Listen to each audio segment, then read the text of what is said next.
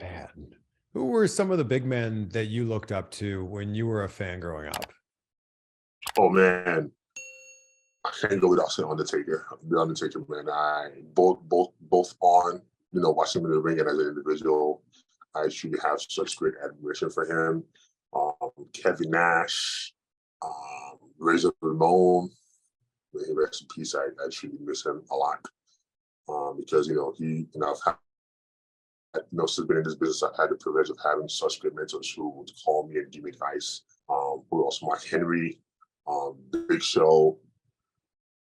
This is just guys that I've watched a lot, Kane, and just try to take a little bit out of how they work and implement it to how I work. A lot of people don't know this, but a lot of people see me do the snake eyes, big boot. It's that one of Taker's famous moves. That everybody does. And I just said, you know what? I think I've earned the right that I can do that with his permission. I was able to. So, way to honor people who I truly look up to. Look, I think that people think Brock Lesnar is a big dude. And then when you see you guys in the ring together at WrestleMania 39, you make him look so small. But what I think is a true testament to Brock's strength is he picks you up for that F5 like you weigh nothing.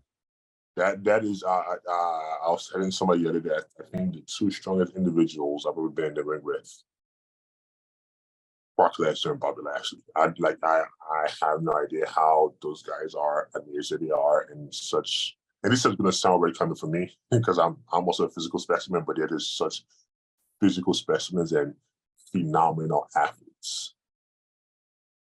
Well, you talk about phenomenal. I mean, I think I'd be remiss to not bring up AJ Styles.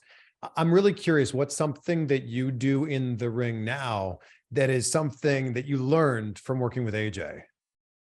Being vicious. I think that's what separates AJ from everybody else. AJ knows when to be vicious, and you can see it in his eyes when he truly wants to kill somebody. And that is one thing I learned from him is, when I was also under him and he was mentoring me, which he still does today because he's one of my closest friends.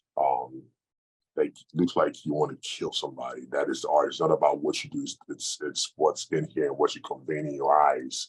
And that was something I learned from him, and I still do today. Looking like, okay, I'm going to kill this guy. Like I want to murder him. I feel like you're just getting started in WWE. Like you really are. And you've already accomplished so much. So if we look ahead now, 5 years, 10 years plus, what are some of the long-term goals you have for yourself in WWE? I mean, of course, I'm a WWE champion. That's I think at the top of the list. I had when I first started, I had goals I wanted to accomplish, and I think I've met some of those goals. People I wanted to wrestle before they said goodbye, and things I wanted to do, like being on WrestleMania, and I've had the privilege to be on WrestleMania 3 times. One winning it as a WWE champions with AJ Styles, going solo wrestling Bobby Lashley last year in Dallas, and then starting the show with the one and only Brock Lesnar. So I think there's a lot of plans left and a lot of things that I still have to achieve. But I think the top of the list is becoming, holding that gold over my head and saying, here, look at me now. I'm the biggest, baddest son of a gun you ever seen. Now we here,